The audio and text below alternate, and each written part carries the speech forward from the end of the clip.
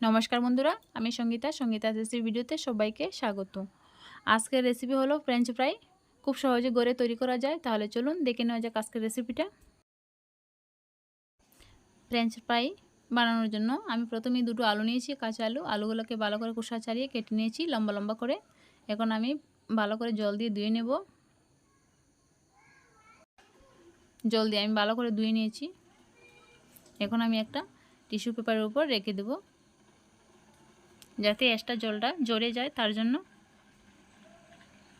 দেখুন টিস্যু পেপারের উপর রেখে দিয়েছি।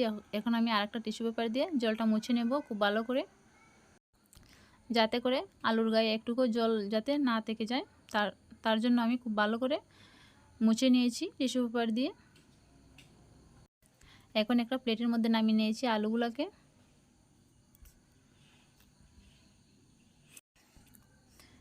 এখন একটা ডিম পাঠিয়ে দিয়ে দিয়েছি আলুর মধ্যে, সাথে দিয়ে দিচ্ছি স্বাদ মতো লবণ, আর দিয়ে দিচ্ছি অল্প একটু লঙ্কার গুঁড়ো, আর দিয়ে দিচ্ছি 2 চামচের মতো কর্নফ্লোরটা দিলে অনেকক্ষণ সময় ক্রিস্পি থাকে ফ্রেঞ্চ ফ্রাইটা, তার জন্য কর্নফ্লোরটা দেওয়া। আর আপনারা চাইলে ময়দা দিয়েও করতে পারেন। এখন আমি খুব ভালো করে মাখিয়ে নেব হাত দিয়ে। আর সঙ্গে দিয়ে দিচ্ছি 1 টেবিল চামচের মতো চাট মশলা। এটা আমি দেখাতে ভুলে গেছি।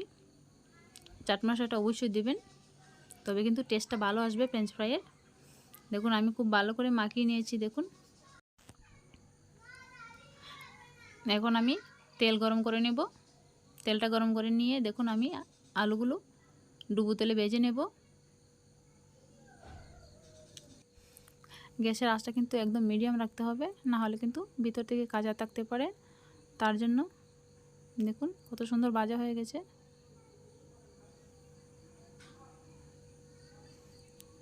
দেখুন আমার ফ্রেঞ্চ ফ্রাইগুলো কিন্তু একদম রেডি। এখন আপনারা কিন্তু এভাবে বানিয়ে নিতে পারেন। অবশ্যই বাচ্চা থেকে বড় সবার কিন্তু খুব পছন্দের একটি খাবার। টমেটো সস দিয়ে খেতে পারেন, খুব দারুণ লাগে খেতে।